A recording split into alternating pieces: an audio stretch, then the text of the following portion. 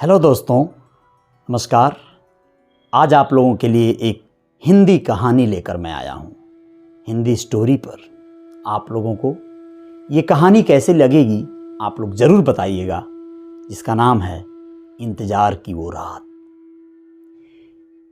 राजीव अपने कमरे में बड़ी बेसब्री से न जाने किसका इंतज़ार कर रहा था। ये शाम ढल ही नहीं रही थी। बड़ी बेताबी से, बड़ी बेचैनी से, बड़ी तेज कदमों से वो अपने कमरे में चहलकदमी कर रहा था।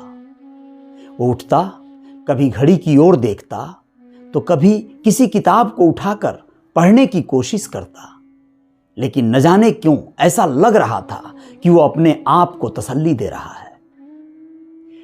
खिड़की से पर्दे को हटाकर एक ठंडी हवा का झोंका कमरे में न जाने कब दस्तक दे गया। सिहरन सी आ गई राजीव के शरीर में। फिर कुछ ही क्षणों में उसे ऐसा लगा, वो बाहर देखने लगा।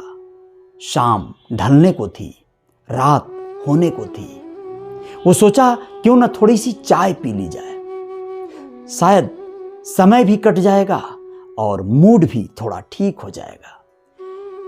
चाय बनाने लगा किचन में जाकर राजीव। वो उस घर में अकेला था। लाइटें जल चुकी थी, थोड़ी सी सिहरन थी मौसम में। इंतजार का पल बड़ा कठिन होता है। जब आप किसी का इंतजार कर रहे होते हैं और वो आने को होता है, लेकिन घड़ी अपनी रफ्तार से चल रही होती है, तो घड़ियां पहाड़ सी लगने लगती है, रात बोझल सी लगने लगती है। शायद यही आलम था राजीव के साथ। कुछ ही क्षणों बाद वह चाय के साथ सोफे पर बैठा था।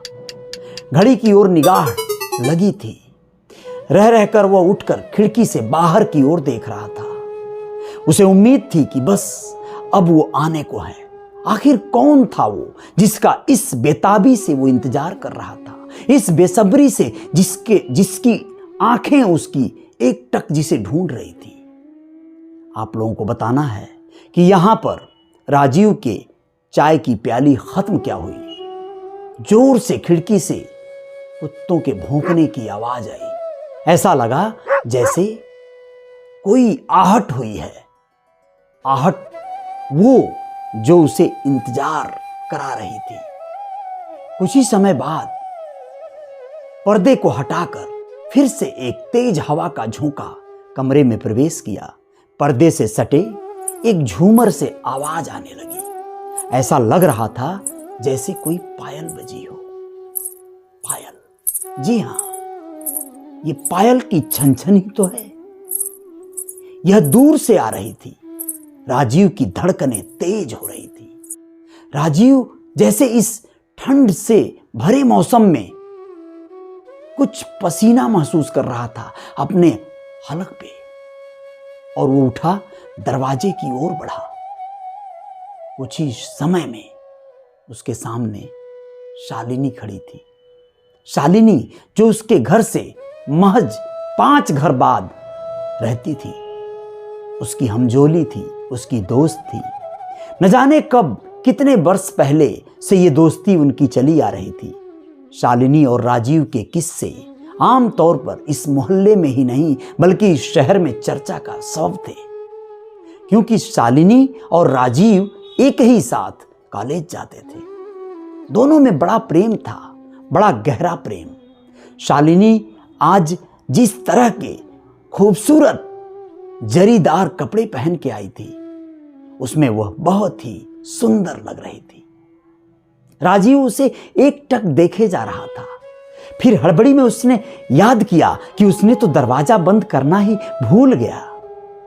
फिर वो झटके से गया और दरवाजे में कुंडी लगाया। शालिनी का हाथ पकड़ा और सोफे पर लाकर बिठा दिया। शालिनी बहुत खुश थी। उसके चेहरे से एक आभा झलक रही थी। एक खूबसूरत मुस्कान उसके होठों पर छा सी गई थी। उसकी बड़ी बड़ी आंखें न जाने कितने किस्से कह रही थी। शालिनी की समंदर सरीखी आंखों में वह डूबा सा जा रहा था। उसे सूझ नहीं रहा था कि वो उससे क्या पूछे, उससे क्या कहे। फिर शालिनी ने ही चुप्पी तोड़ी। उसने कहा, आने में बहुत देर हो गई ना। राजीव उसे अपनी बाहों में भर लिया। उसने कहा, मैं तुम्हारी जिंदगी भर तुम्हारा इंतजार कर सकता हूं। ये तो एक रात सी है, एक रात की बात ही क्या, पूरी जिंदगी तुम्हारा इंतजार कर सकता हूं। राजीव के ये शब्द थे कि उसके होठों पर जैसे शालिनी के होठ लग से गए, दोनों एक दूसरे में घुल से गए। और ये रात जो बहुत लंबी लग रही थी कुछ ही समय पहले, न जाने कब बीत गई। अचानक से नींद खुली तो शालिनी और राजीव एक बिस्तर पे पड़े थे। हड़बड़ी में उठी शालिनी घड़ी की ओर देखी, सुबह के 4 बज गए थे। अब क्या था, वह वापिस जाने के लिए बस हड़बड़ा कर उठी और जल्दी जल्दी में उसने अपने कुछ कपड़ों को सहेजा। राजीव ने बत्तियां जलाई और तब दोनों हंस पड़े। कारण क्या था, शालिनी ने हड़बड़ी में अपना कोई तो कपड़ा उल्टा पहन जो रखा था। यह प्रेम था, इसे आप कुछ भी कह सकते हैं। और शालिनी कुछ ही समय बाद वापिस चली गई। शालिनी के जाने के बाद राजीव अपने आप को न जाने कितनी खुशियों में सराबोर करके कुछ लम्हों को यादों के सहारे जी लेना चाहता था।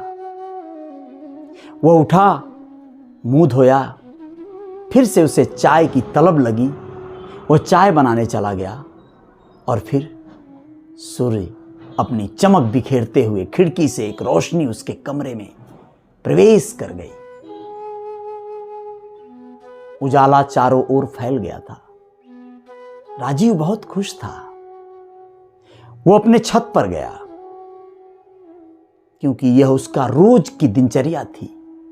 वो छत पर जाता, शालिनी अपने छत पर आती और दोनों एक दूसरे को जी भर के निहारते, इशारों ही इशारों में न जाने कितनी प्यार भरी बातें कर डालते। उनके लिए शब्द मायने नहीं रखते थे, उनकी आंखें बोलती थी, एक दूसरे को प्रेम की भाषा समझा जाती थी। उस दिन जब राजीव अपने छत पर चढ़ा तो उसे उम्मीद थी कि आज की जो बात होगी वो कुछ अलग ही बात होगी। शालिनी अपने छत पर आएगी और वो जो बीती हुई रात की कहानी है उसकी आंखें बयां करेंगी और राजीव उसे चिढ़ाएगा। लेकिन ऐसा हो न सका। शालिनी आई जरूर अपने छत पर, लेकिन ये क्या, शालिनी बहुत उदास थी, उसका चेहरा बहुत उतरा हुआ था। राजीव यह देखकर घबरा सा गया कि क्या हो गया, कहीं ऐसा तो नहीं कि शालिनी जब अपने घर वापस गई तो पकड़ी गई, देख ली गई और उसके साथ कोई अनहोनी हुई। शालिनी बहुत खामोश थी। उसने इशारों ही इशारों में राजीव से कहा कि मैं आई थी लेकिन तुमने दरवाजा क्यों नहीं खोला। राजीव कुछ समझ न सका, थोड़ा घबराया, थोड़ा चिंता में पड़ा और उसने फिर से एक बार तस्दीक किया, इस बात की पुष्टि किया कि क्या ये वही बात कह रही है कि वो आई थी और मैंने दरवाजा नहीं खोला। इस बात ने राजीव को हैरान कर दिया, परेशान कर दिया और राजीव अपनी उस समझ को या अपनी याददाश्त को फिर से एक बार वापस लेकर गया कि कहीं उससे कोई त्रुटि तो नहीं हो गई।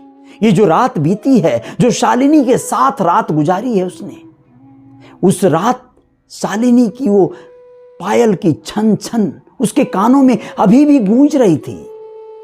वो महसूस कर रहा था उस रात को फिर से एक बार वो उसके सामने तरोताजा हो गई, उस रात की सारी यादें। लेकिन शालिनी जैसे उसके आंखों से आंसू बह रहे थे। वो कह रही थी कि मैं आई थी और तुमने दरवाजा नहीं खोला और मैं लौट आई। राजीव समझ न सका। राजीव के सर की नसें फटी जा रही थी। अगर आपको भी जानना है कि असल में इस कहानी में ये कौन सा मोड़ आ गया, तो आपको इस कहानी का अगला भाग जरूर सुनना चाहिए। उसमें आपको पता चलेगा कि आखिर ये कौन सा रहस्य था। अगर शालिनी नहीं आई थी तो ये बीती रात कौन सी लड़की आई थी जिसने शालिनी के आने का एहसास कराया था। कमेंट बॉक्स में अपने सुझाव जरूर दीजिएगा। इस चैनल को आप अभी इसी वक्त सब्सक्राइब कर लीजिएगा। अपना ढेर सारा प्यार दीजिएगा। कहानियां लेकर आपके लिए आते रहेंगे। बहुत बहुत धन्यवाद, शुक्रिया।